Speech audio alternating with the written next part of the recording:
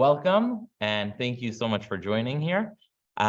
Just an overview of the Haggadah, what it's about, a run through the Passover night, and hopefully some good stories. So we're going to be in a week and a day from tonight. We'll be sitting at the Passover Seder. And it's interesting, the Passover Seder is the most observed Jewish day of the year, much more than Yom Kippur. Well, I don't know much more, there's so much room, but it's more than Yom Kippur. And the reason for that is because it is the story of who we are as a people. There's a very beautiful story Rabbi Jonathan Sachs tells. He says he imagines himself walking in ancient Egypt, and he's looking at the extraordinarily large statues that they're building for Pharaoh, and Pharaoh is sitting there. And why does Pharaoh make those? You know, anyone ever see those, the Sphinx? These huge, probably bigger than this building, statues of Pharaoh. So why do people do that? Why did ancient kings do those things? Why did they enslave many thousands of people to build those statues? The reason is because they really wanted to be remembered. So they wanted to be remembered, and they build these huge statues. And so Rabbi Sachs says he imagines himself walking over to the Egyptian emperor and telling him, look, I have good news and I have bad news. He says, what's the good news and what's the bad news? He says, the good news is in 3,300 years from now, someone here will be remembered. He says, okay, what's the bad news? The bad news is the people that will be remembered in 3,300 years from now are those slaves that are building your statue in the heat in Egypt. And that's the irony of it, right? That it's the nation who are slaves that are the ones who carry on their story, and Pharaoh sort of falls by the wayside. And the reason for this is, obviously, there's the spiritual reasons. Vehisha Amda, God is with us, and he carries us for a purpose and a mission.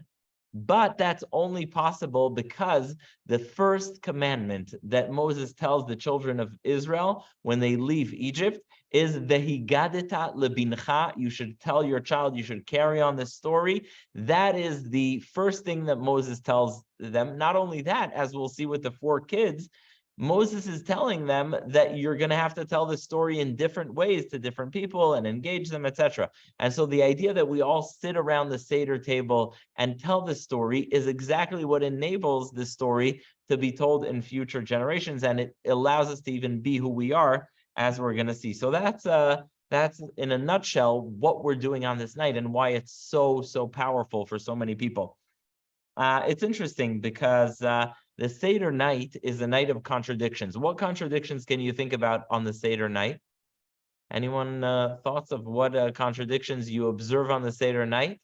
On the one hand, it's a night where we mark our freedom. We eat like kings and queens. We dine, we recline, we have all this fancy food and fancy utensils. At the same time, it's also a night where we remember slavery. We eat the bitter herbs. We eat the matzah, which is not I don't want to offend anyone, but it's not the greatest delicacy, right? Matzah, it's not you don't go to, right? Special matzah is not so good, like shmora. The shmora, yeah. If you went to Mike's Bistro during the year and unprompted would get a matzah, you probably wouldn't be thanking him, right? So it's not meant to be a delicacy. It's called a lechem oni. It's a bread of poverty. And so the extraordinary thing about Passover night is filled with contradictions. There's matzah, there's maror, there's eating like a king and a queen, there's having vorspeisen and appetizers and cups of wine, and at the same time remembering slavery and affliction. And we'll see why that is, but it's really a night full of contradiction. And in all those contradictions, the actual name for this whole ritual is what? What's the name of this ritual?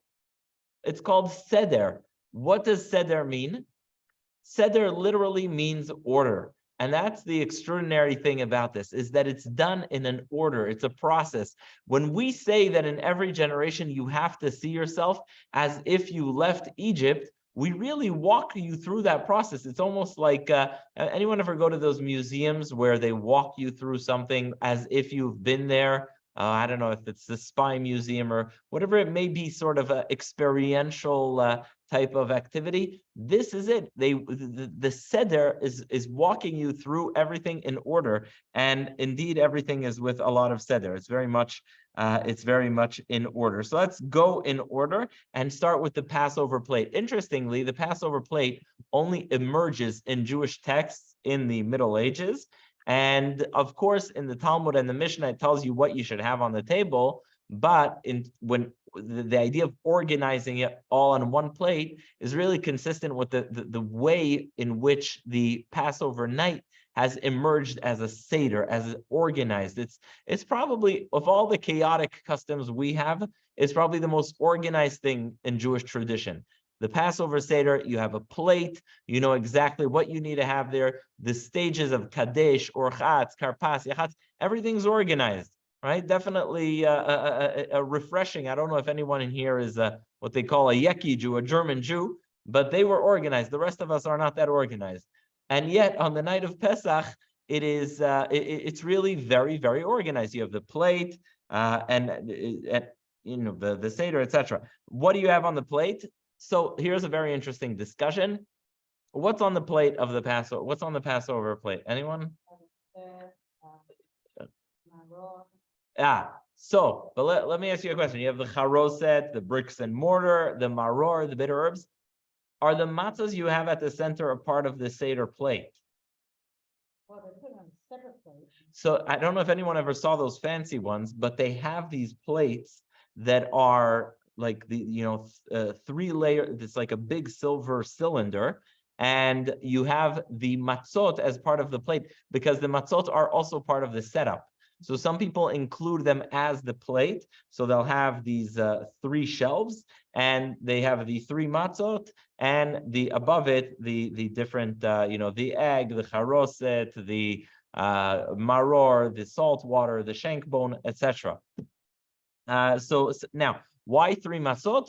So there's different explanations. The Avraham, Yitzchak, and Yaakov, Kohen, Levi, and Israel, or some say it's so that you have the 2 for the bread, because when we make on bread hamotzi, we always have 2, lechem mishnah, and 1 that you're going to break. So those are the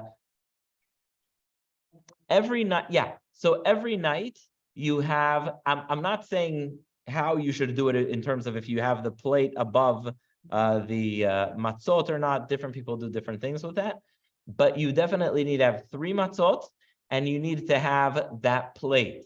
The plate ingredients, actually, there's like 3 or 4. Of course, we have to have a machloket, a difference of opinion on it, because we wouldn't be Jewish if we didn't disagree. But the idea is you have the basics are you have the charoset, you have the hard-boiled egg, you have the roasted bone. Some people do a shank bone, some people do a chicken wing, and then you have the salt water and maror. Some Ashkenazi Jews add also what they like a different 2 types of maror. So they'll have chazeret and maror. So they'll have, say, for example, horseradish and lettuce.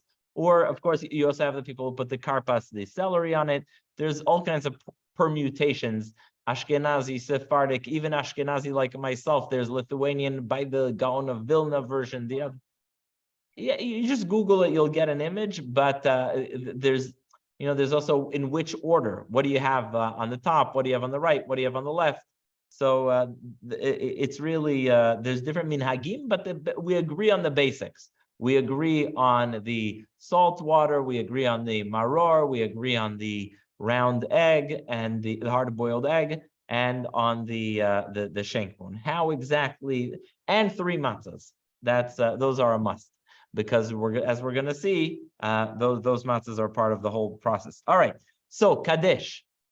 Interestingly, what is Kadesh? Most people think Kadesh is just you start the meal with Kiddush, the same way you would do it on Sukkot, on Rosh Hashanah, on Shavuot. But there's a very big difference, because Kadesh, you're hitting, you're accomplishing 2 things at the same time. Why? You're doing Kiddush, which you would do on any holiday, but it's also the first of the 4 cups of wine. So remember that. When you're doing Kiddush, you're accomplishing 2 things. You have the Kiddush, but you also have the first cup of the 4 cups of wine, which is why, unlike any other Kiddush of the year, every single participant has to have their cup full for Kiddush. Usually on Shabbat, you don't have everyone holding a full cup. But on Passover for Kadesh, everyone does. Why? Because it's a double header. It's Kiddush and it's the first cup of wine. Now, why do we have 4 cups of wine? So the rabbis teach us that we have 4 cups of wine because God spoke of redeeming the Jews in 4 different stages. When God speaks in the book of Exodus of redeeming the Jews from Egypt, he says 4 things. Vehotzeti, vehitzalti, vega'alti, velakachti. I will take them out, I will save them from the Egyptians, I will redeem them, and I will take them to be my nation. Now, you wonder, what the cup of Elijah, anyone hear of the cup of Elijah? I don't want to break anyone's heart here. You know, they put out a Kos Shel Eliyahu, they put it in the middle. Now, there's all kinds of mystical explanations. Some people took it from Santa Claus. Is Eliyahu coming down your chimney to drink your wine? You check in the morning, did he drink some? But the very simple Lithuanian, halachic, whatever you want to call it, explanation for that cup is that the Talmud says maybe you should need to drink 5 cups, because it also says, Veheveti, I shall deliver them to the land of Israel. And so there's a debate in the Talmud whether or not you have to drink a 5th cup. And like many arguments in the Talmud says this discussion remains unresolved until the Messiah or Elijah come and redeem us. So the 5th is a debate. And so because the debate is unresolved, we pour the cup, but we don't drink it. Now, of course, that gained over the years a lot of momentum. It's the cup of Elijah. Elijah's coming. And of course, he has his place at the Seder night in terms of the ideas. But the basic explanation for the 5th cup is just that it says in the Talmud that perhaps you should have to drink 5 cups. All right. Each cup, you mean every participant? Every participant has to have their cup full with at least a revi'it. Meaning, I think it's usually, on Pesach, we go on a lot of the measurements double. So it would be like 4 or 5 ounces. Most cups have that though, right? If you have a regular Kiddush cup, how many ounces does that hold? Look, the standard Kiddush cups have the amount you need.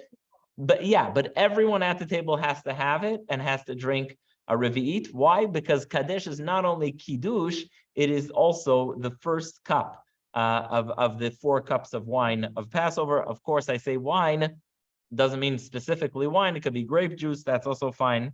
Now, interestingly, the Jews in the Middle Ages, this is just an interesting historical fact, a tragic fact.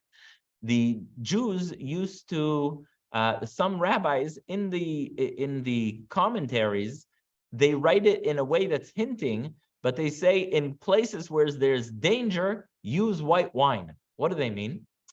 They mean because in some communities, the Christians, in the Dark Ages or whatever it was, would make blood libels. They would say the Jews drink blood on Passover. So the rabbis say if there's a concern that people will make a blood libel against the Jews on Passover, make sure everyone only drinks white wine. It shouldn't even look like it's something that could be blood. It shouldn't be. That's how crazy our life was in Europe, especially, but in other places too. So that is Kaddish. Next is Urchatz. We wash our hands for the wet vegetable that we're about to eat with the one dipped in salt water. Now it's interesting. Has anyone here ever washed their hands before eating a wet vegetable? Usually not, right? If you have a apple that you just washed in the sink, you're not doing netilat yadayim now, right? But in the time of the temple, they did it. In the time of Beit HaMikdash, they did it. There are some people who still do it today, but most of us don't. And in the time of the temple, they did it. So on this night of Passover, since we remember so many things from the temple service, we try and behave as if we would have in the time of the second temple. And so we wash our hands before we eat a wet vegetable. It's interesting to note that we say without a blessing, but until about a few hundred years ago, there were some people who would also make the blessing of Al Netilat Yadayim after they washed for the karpas. All right, karpas is the vegetable dipped in salt water. What does everyone do? Can people give me examples? What do you do? Celery, potatoes, anyone? What do you do for karpas? There's different parsley. Different people do different types of food. And why do you do that? If I ask you, why do you eat the celery or potato dipped in salt water? Most people will say, what are they going to say? To remember the tears that the Jews had in Egypt. But there are several other explanations for why you do karpas. Some say it's a royal appetizer. So you eat, if you're very poor, you never have an appetizer. But on the night of Passover, we're all royalty. And so everybody eats an appetizer. Having an appetizer is something we're all used to, right? You take it for granted that you're going to have an appetizer. But think about it. If you're someone living in a country that has no food, you're not having an appetizer. And so on the night of Pesach, everyone's entitled to an appetizer, and that's why we have the karpas dipped in salt water. Now, I'm going to tell, others say, no, it's to remember the tears of the Jews. Now, you're going to tell me, okay, what's the big deal? What's the difference? Is it the reason of the tears? Is it the reason that we're like kings and queens? Very big difference. Should you recline when eating the karpas? Should you recline when eating the vegetable dipped in water? What do you think? Should you recline? You have to recline for the matzah. You have to recline for the cups. But should you recline for the vegetable that's dipped in salt water? So, yes, no, maybe. So that depends on what the reason, what the rationale for eating this vegetable is. According to the rabbis that say it's to remember the tears, you don't recline. Just like you don't recline for the maror, you don't recline and behave like royalty when you're acting in a tragic way, remembering a tragedy.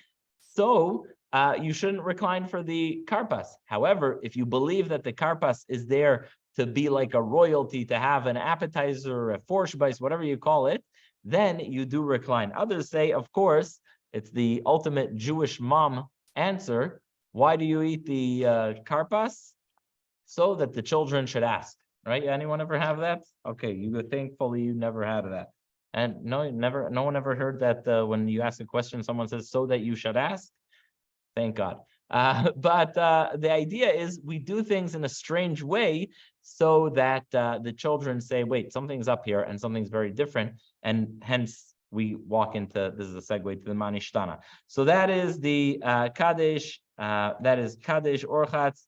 And now we did karpas, yachatz, splitting of the matzah. Every year people come to me and they say, Rabbi, why do we split the matzah in half? Why do we split the middle matzah in half? Why do we put the big piece away for the afikomen? What is the answer for that? Why is it that we do this? There are several explanations for why we split the matzah. The middle matzah is split and the big part is put away for the afikomen. Some say, because simple, you need 2 matzahs every time you make hamotzi, just like you need 2 pieces of bread every time you make hamotzi. And so the one to break is the middle one. Others say that, a poor person, a poor person rations. A poor person doesn't eat everything they have. When you ever see in the movies or whatever it is, someone's eating a half a piece of bread and then they put it in their pocket. That's what someone who doesn't know where their food's coming from does. And so when we break the matzah, we show the way the Jews acted in Egypt. It's literally a bread of poverty. It's a bread of affliction. And so the idea is we break our bread in order to show that, we're slaves in Egypt. Once again, it's a night filled with contradictions. We recline and eat like kings and queens, but we also eat the bread the way someone with food insecurity would be eating it, not knowing where their next meal comes from. Another very interesting explanation is that the matzahs, why 3 matzahs? More of a mystical explanation. It's Kohen, Levi, and Israel. So the middle matzah is which group? It's the Levi. Who helped bring the Jews out of Egypt? The tribe of Levi, Moses. In fact, if you want to get really kitschy or Kabbalistic, you know how Moses was tucked away in his box on the river? So similarly, you break the afikomen representing the tribe of Levi, you put Moses in his little case. Anyone here hide the afikomen in a case?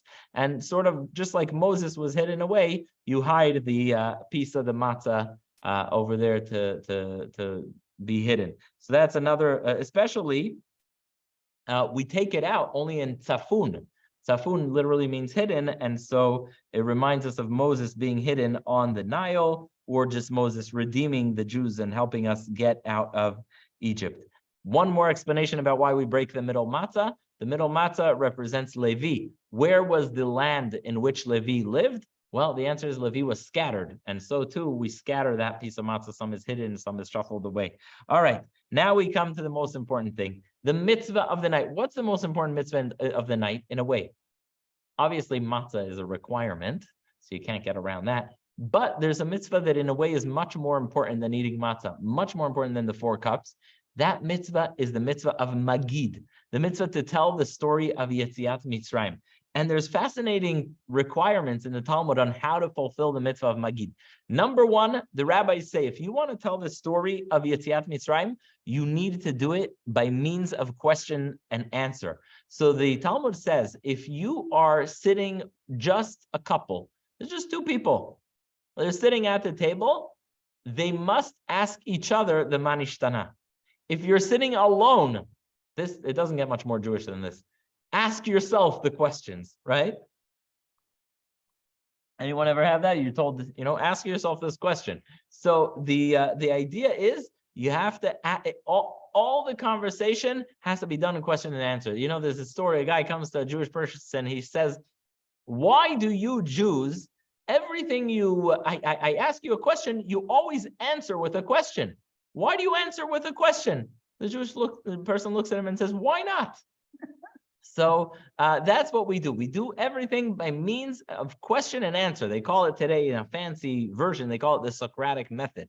The idea of Socrates, that the best way to learn is by asking questions. Every teacher knows that. You don't just spit out information. You ask a question, and then people's minds are curious. They say, okay, what's this person about to say? That is the way you should do it on Pesach night.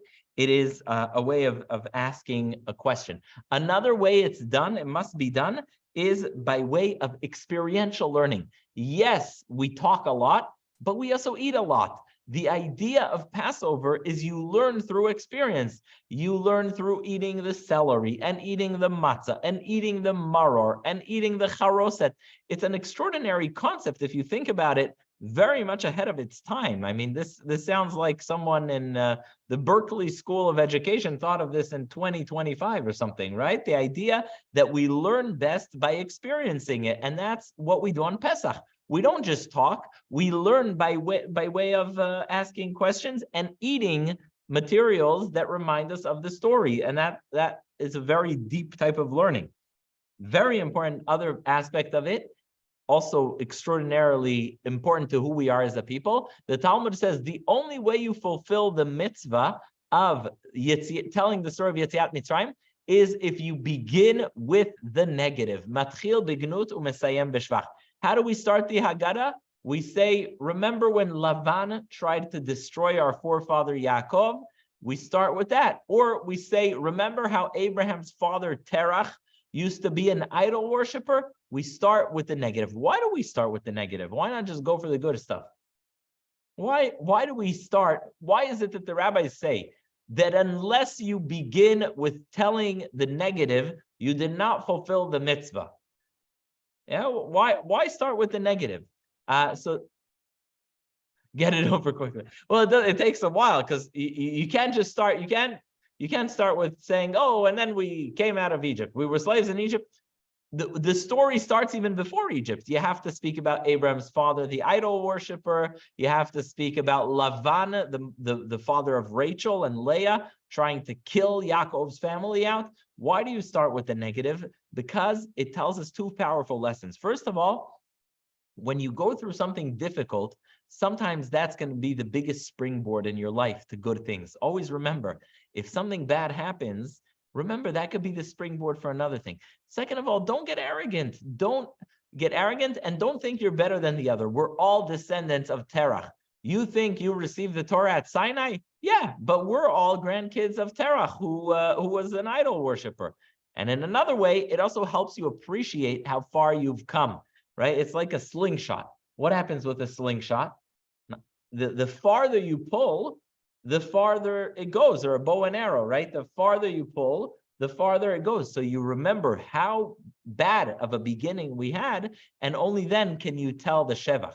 There's a debate in the Talmud if you have to start with the story of Terach, the father of Ram, or if you have to start with Lavan trying to eradicate Yaakov. And the rabbis say, what's the difference between these two opinions? By the way, we follow both. We mention both stories. The question is, what's the negative thing about our beginning? What challenging beginning did we have to overcome? Did we have to overcome the fact that we came from idol worshipers, a spiritual challenge, or did we have to overcome the fact that we came from someone who tried to kill us, a physical challenge? Unfortunately, or fortunately, whatever you want to call it, in every generation, we face both challenges. We face the challenge to wipe us out spiritually and physically. So always we start with the beginning and we continue with the, we start with the negative and we continue with the negative. Then we go to halachma anya. This is the bread of poverty. It's the only part in the Haggadah, well, unless you count Chad Gadya, that's in Aramaic. Why do we speak in Aramaic at the beginning when we point at the bread of affliction? There's different theories and explanations. One, a simple one, lots of Jews spoke Aramaic. For generations, Jews spoke Aramaic. But also you're inviting the poor people into your house. And finally, one reason that's said is that Jews were living in countries where if they said this, it would get them in trouble. What were they saying? Especially when the Romans were around. They were saying, L'shana haba'a be'ara de Yisrael, next year in the land of Israel. So they didn't want the Romans to hear them. So that's the idea. A big question we ask is, and this, I want to share really a beautiful story about Eli Wiesel. Eli Wiesel writes that in his town, in his hometown of Seagate, he used to, after the prayers on Passover night, what was the most sought after commodity on Passover night after services? The number one thing everyone was looking for was a guest. It's a shame we don't do that today as much as people used to. But he said, basically, when you prayed on Passover night, you were scouring the synagogue to find someone who's a guest, who's a beggar, who's a homeless. You would try to make sure you have a guest. It would be almost inappropriate to have a Passover Seder without a guest. And he said, if you didn't find a synagogue, you would go knocking in the poor people's area and knock on their door and say, can you come to my house? Everyone wanted to have a guest. And that's just an extremely important tradition. Today, we help with something called Kimcha de Pischa, flour for Passover. We try and support charities that give people food for Passover, especially this year because Passover is so expensive. A lot of people probably need it. But the idea is we always begin the Seder by inviting our others into our home. It's an integral part of the Seder of saying, Kol dichfin yeteh ve'yochol. Anyone who needs can join us for our Pesach, and we hope with that, L'shana haba be'ara de Yisrael, the next year in the land of Israel. So that's a very important important thing. He actually shares a fascinating story. I don't know how this would work out these days, but Eli Wiesel says that in some towns in Europe, wherever he lived, Hungary, Poland, there were towns where they had a small room, and everyone in the town, about 2 weeks before Passover, had to pass through this room alone. Every single person in the town, and there was a pot. And people either put money in it or took money from it in order not to embarrass those who didn't have money. So every person in the town would go in. If you had money, you put money in the pot. If you didn't have money to buy food for your family for Passover, you would take money from the pot and you wouldn't be embarrassed. And it was a sort of the honor system where everyone was able to do that. So it's very important. The idea of Pesach is also to make sure that every single person, afilu anisha beYisrael, the Mishnah says, even the poorest person in Israel has to be able to observe Pesach and be able to have a meal with dignity. Now we come to, you pour the second cup. And it's interesting, all the telling of the story must be done, A, with the matzah open and uncovered, and B, with the cup filled. So you fill the second cup because you drank the cup after Kadesh. You fill the second cup. This cup is going to be full for a while, all the way through the end of Magid. We're going to refill it a bit by the end of Magid because usually the table shakes. By the way, make sure you have a lot of napkins because a lot of times the table shakes and the wine spills. I don't know if any of you saw those Haggadahs that have, it's actually a good thing. They have all the grape juice splattered all over the pages. So this cup is going to be filled for 2 hours of talking and the table moving and people clearing things. So just have that in mind. So you fill it, and now we're going to do the manishtana. Manishtana halayla hazeh. Why is this night different than all the other nights? It's interesting because, and this Eli Wiesel also speaks about this, the Halayla Hazeh is taken very seriously by the Kabbalists and the mystics. What does it mean? The exile, the difficulties, the challenges. Manishtana Halayla Hazeh mikol halelot. Why is this night, why is this difficult exile more difficult than all the other ones? Sometimes you ask, why are things so tough during these than other times? And we answer with it, Avadim hayinu leparo b'mitzrayim. There's a very famous song and story that really it's hard to listen to without crying, about a child in this, it's called the last Seder in the Warsaw Ghetto. And there's a child and he's asking his father, and he says, why is this exile more difficult? And he's obviously during the Holocaust, and he's saying, why is this more difficult than all the other nights? And he asks his father, he says, am I going to be alive to sing Manishtana next year? Are you going to be alive to answer it? And is there going to be any Jewish child next year who's going to be singing Manishtana, which was a very legitimate question at the time. People thought that there will be no more Jewish people after that. And so his father tells him, I promise, I don't know if I'm going to be alive. I don't know if you're going to be alive, but I promise you that no matter what happens, no matter how much evil washes upon us and threatens us, there will always be, no matter what, another child just like you who's going to be singing the Manishtana, and our story will carry on. So we say Manishtana halayla hazeh mikol haleilot is not just why is this night different technically, but also spiritually. In what sense is the darkness of this time different than other times? Speaking of the Holocaust, people say, there's all these extraordinary stories of people observing Passover during the Holocaust, writing the Haggadah on cardboard or on wrapping paper. And so people ask, why did the Jews observe Passover through these difficult times? Well, it makes no sense. You're sitting with your family in Spain. If you're caught doing something that you're doing, you'll be tortured at the Auto de Fe in Barcelona. You'll be tortured to death.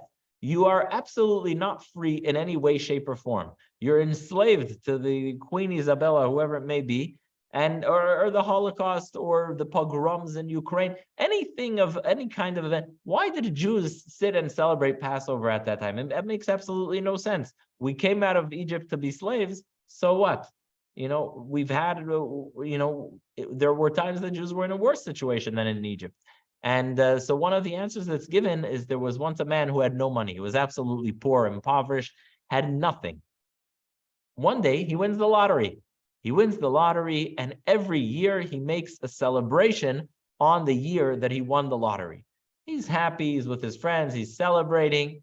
And in the meantime, since he's so fabulously wealthy, he gets himself an education, a high school education, a degree. He learns a few languages. He travels the world. He buys houses in a few locations.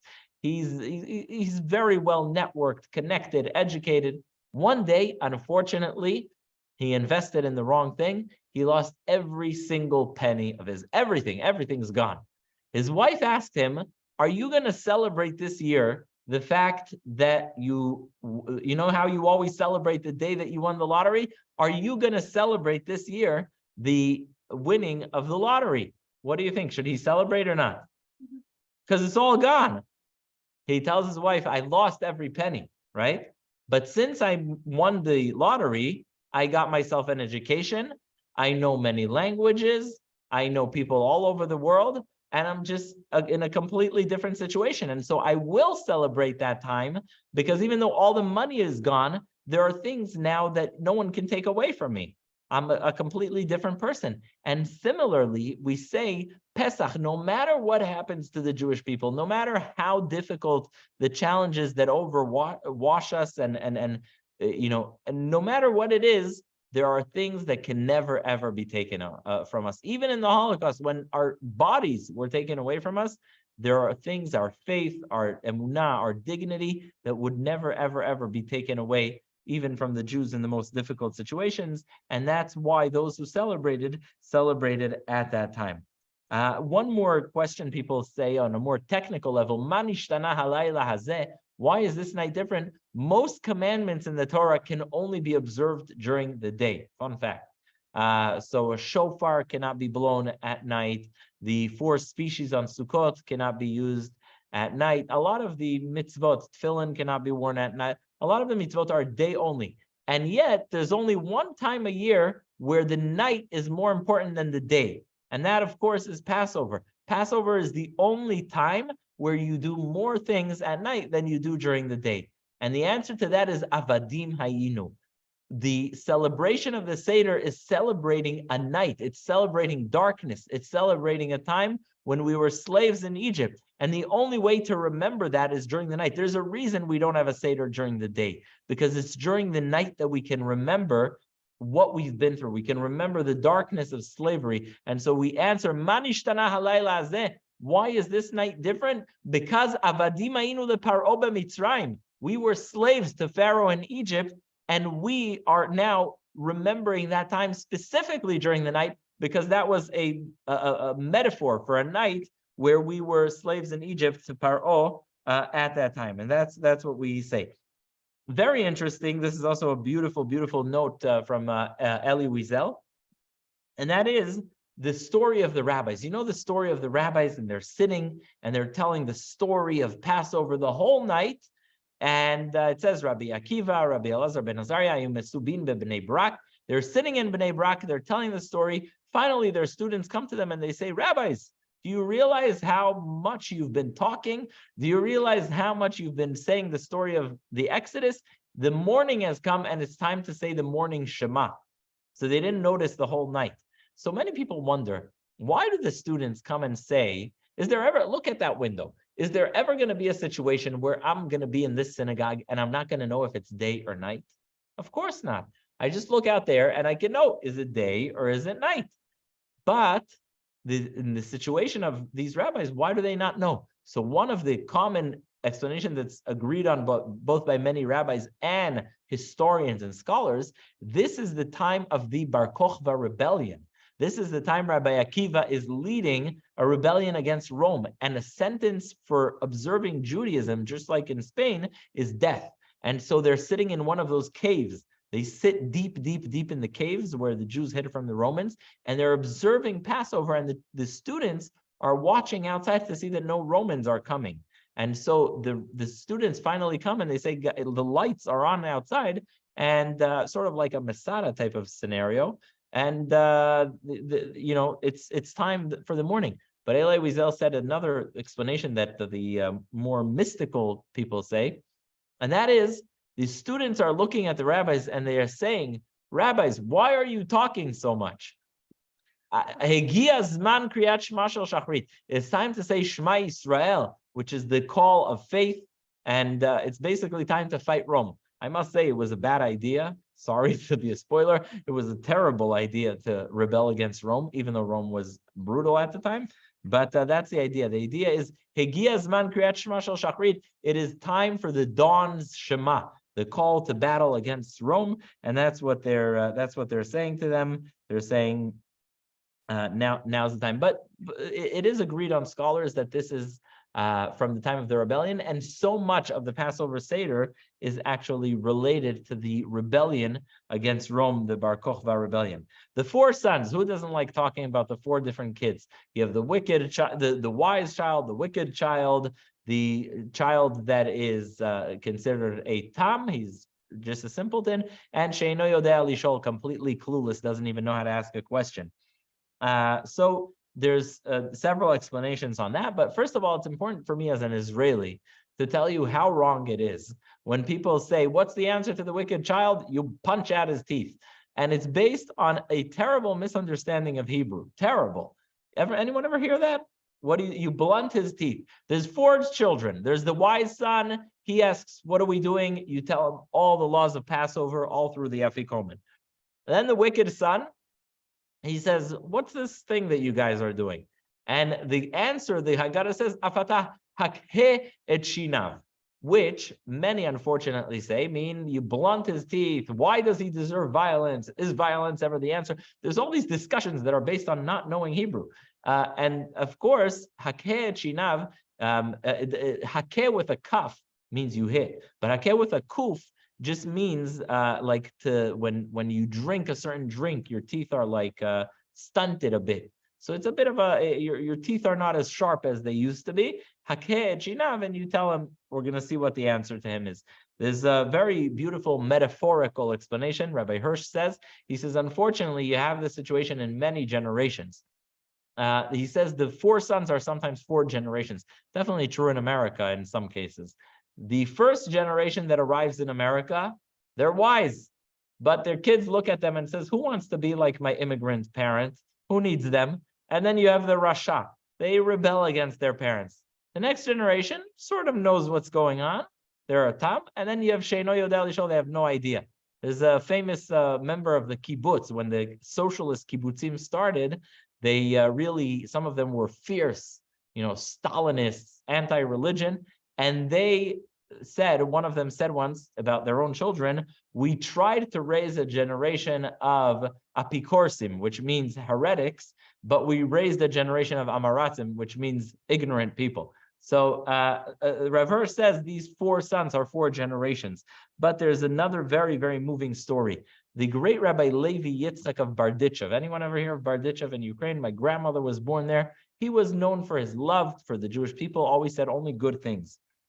He looked at God and he said, God, what does it say here about the child who doesn't know how to ask any questions, the simple child? That simple child, it says, he's not going to ask a question. You have to tell him. You have to explain to him. You have to tell him. He says, God, we are your children, and we have no way of even beginning to ask. We have no way of beginning to even grapple with the huge challenges that we have. Atap tachlo, you, God, need to start teaching us. But so that's one explanation. But the question, for some reason, the person we like focusing on most is the wicked son. The wicked son says, why are you guys doing this? And the Haggadah says, once he said, you guys, and ma'avodah lachem velolo, he says, I'm not part of this. I have nothing to do with this. What are you guys doing? He's taking himself out of it. And for that, we say to him, if you would have been in Egypt, God would never take you out because you didn't see yourself as part of the Jewish people. It's important to note, this is also from Eli Wiesel, he says, the crime of the wicked son is not a crime against God. He's not going against God. He's saying nothing against God. What's his crime? His crime is against his fellow man. His crime is that he looks at everything the Jewish people have been through. He looks at the generations and generations of what we've been through, and he says, I'm out. I'm done. What are you guys doing? I'm not part of this story anymore. And that's why he receives such a sharp answer of saying, if you would have been in Egypt, you wouldn't have come out. So that's the answer to the Rasha. Finally, a very important thing that happens is Rabban Gamliel. Rabban Gamliel says, unless you explain these three things, you have not fulfilled the mitzvah of Magid. Very important to note, by the way, I don't know where everyone's going to be for Passover, but if you're in a place where there's a Passover Seder leader and you're fulfilling your mitzvah through listening, with this, you must say these three paragraphs. Why? Because Rabban Gamliel says, unless you recite these 3 paragraphs, you have not fulfilled the mitzvah of Magid. And these are the 3 paragraphs before we drink the second cup. And so he says, you must recite these 3 paragraphs. What are these 3 paragraphs? Pesach, explain why the name is Pesach.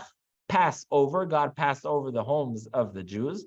Matzah, you have to point at the matzah and say, why do we eat this matzah? Because we didn't have enough time to bake bread when we left Egypt. And maror, because the Egyptians made our lives bitter. So that's Rabban Gamliel. He tells us that these things must be recited. What powerful lesson does this have? It comes to tell you the power of the Jewish continuity, which is, don't think that just because you know something, you can stop telling it as a story. If you have something that needs to be passed on, if you have something that you need to tell yourself, don't say, I know it right here in my head. Don't say, okay, I know, of course, the story of the Exodus. Who even needs to tell this story? We all know the story. What's the point? You must repeat the story. You must listen to the story every year again. That's the power of the statement of Rabban Gamliel. Rabban Gamliel says, if you do not repeat this, if you do not hear yourself saying this on Pesach night, you did not fulfill the mitzvah of telling the story of Yetziat Mitzrayim, because no matter what you know in your head, you have to say it in your mouth. You have to hear yourself saying it, and that's something that keeps our story alive. Before you drink the second cup, it's full. It's in the Haggadah, but a lot of people for the Haggadah, they'll hear the kid singing Manishtana, and they'll hear their sister-in-law reading this part, and they'll hear their cousin, be telling that story in a funny way, and this guy does Dayenu in a great rendition. So people listen to the Haggadah, but these 3 things are a must. No matter who's reading the Haggadah, no matter how loud they are, how funny they think they are, how musical they think they are, it doesn't matter. These 3 things, every single person must read, because they are the essence of the story Pesach. Why is the Korban Pesach called Korban Pesach? Because God passed over our homes. By the way, I don't know how we worked that out. It's the only thing I know that works out perfectly in both Hebrew and English. Pesach, Passover. It works, right? God passed over. So you need to speak of the Korban Pesach, God passing over, and you need to speak about the matzah, that we didn't have enough time to bake bread, and we need to speak about the maror, the bitterness, that the Egyptians made our lives bitter. So those are the things you must say in order to fulfill the mitzvah. Then you drink the second cup. After this, you have Magid Rachza. This is when we wash. There is only one mitzvah a year. This is going to blow your minds. Only one mitzvah a year that you fulfill by eating a mitzvah from the Torah in these days. I know we eat a lot sometimes.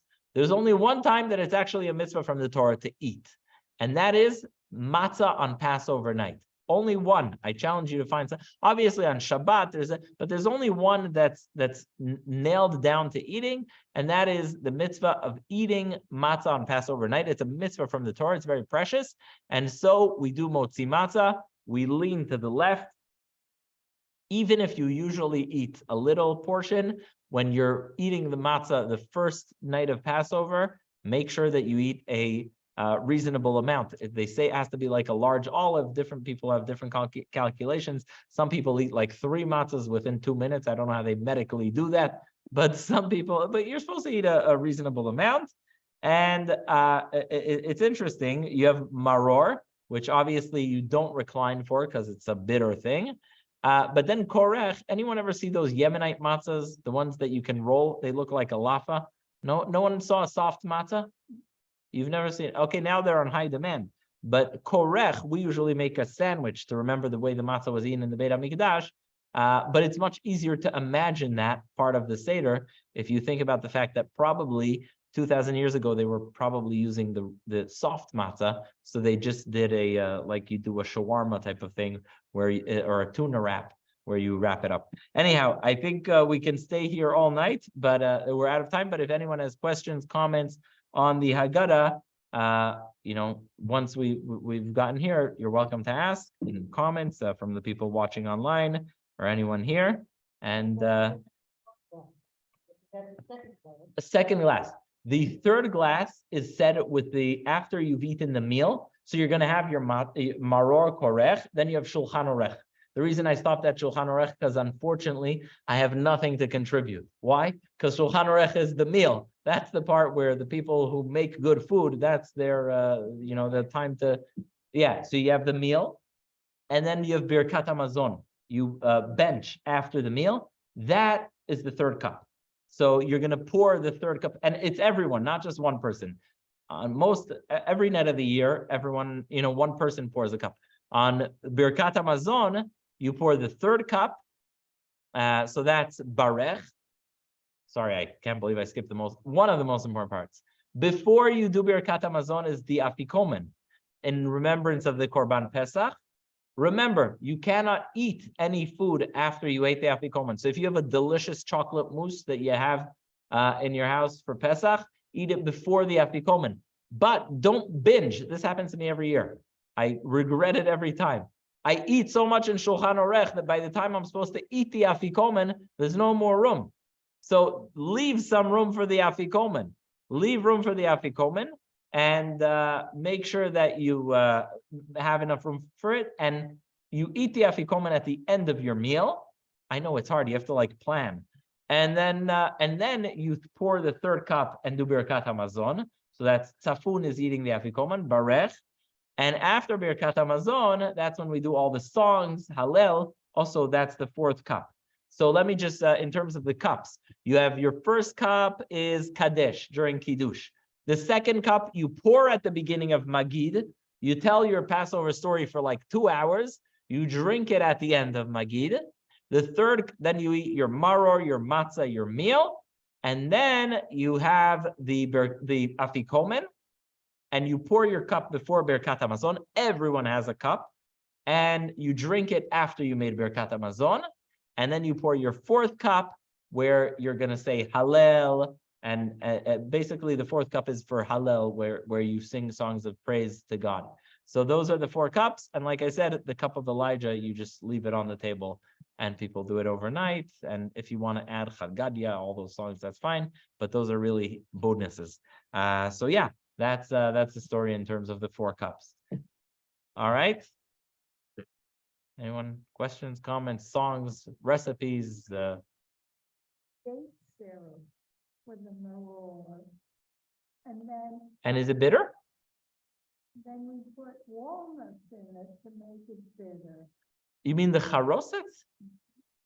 You do it that way. But let me ask you a question. You do kadesh or chatz, karpas, yachat. So you split the matzah. Magid, you tell the whole story. You drink the cup at the second cup at the end of Magid. Then you eat the matzah. After the matzah, you're eating these dates? No, what we do, we all love date syrups. Oh, everybody. The charoset, yeah, but that's supposed to combine with the lettuce or with the horseradish. Yeah, I also am a charoset addict. Yes. No, there's nothing. Anyone here else like the charoset? Different people, the dates, the almonds, walnuts, wine, whatever it is. What? Apples, yeah. So the idea is that's supposed to make the maror bitter. Unfortunately, people like me are tempted to just eat the charoset, but it's actually just supposed to mitigate the impact of the bitterness. So you're supposed to combine those dates, the whole dish, with the maror, with the horseradish or the lettuce, so it's not as bitter. And then during the meal, you can eat as much as you want. In the Hillel sandwich, you also put charoset, but that's because you have maror there. So it's, yeah. No, but you put charoset in twice. Once when you're actually eating maror, when you say al achilat maror, and in that case, don't binge on the charoset. I know it's good and tempting, but don't binge on the charoset and the maror because the maror is supposed to be bitter. But then when you're doing the Hillel sandwich, you can really binge on the charoset.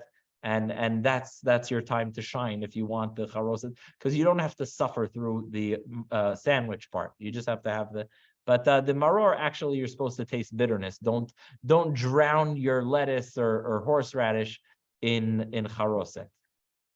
but it's when they get it. Yeah. The afikomen is hidden. First of all, it's not written in stone that you have to hide it. It's something kids love. Yeah, it's a good idea, but it's not a requirement. It's a fun sidekick to the Seder. So if you have the afikomen hidden, the time to take it out is right before Birkat Hamazon, which is when you're going to eat the afikomen. And unfortunately, I've seen cases where the child or whoever stole the afikomen either can't find it or is so greedy that their demands cannot be reasonably met, to the extent that they'll ask for a new car or something like that. So in that case, I recommend actually, and I've seen this being done, but don't do it unless you're under this unique circumstance. You just take a different matzah and you eat it. There's nothing you can do. But hopefully negotiators can meet the midway to meet the extortion demands of the child who wants a prize for the afikomen. Rabbi, I have a question. Is the charosis mentioned in the Talmud? You just said it makes the Bora like less bitter, but is it actually mentioned in the Seder? What's the purpose of the charosis other than to sweeten the Bora? Good question. I believe it is. Obviously, it's not a, the recipe is not mandatory, whether you make it from dates or apples or cinnamon or whatever it is. But there's definitely the concept of having something that you dip. This is in the Talmud, that you dip the maror to mitigate it in. That is most definitely mentioned. So the only charoset requirement is that you have something that you dip. And hopefully it's also something that can be zecher latit, something that reminds you of the bricks and mortar of that the Jews had in Egypt.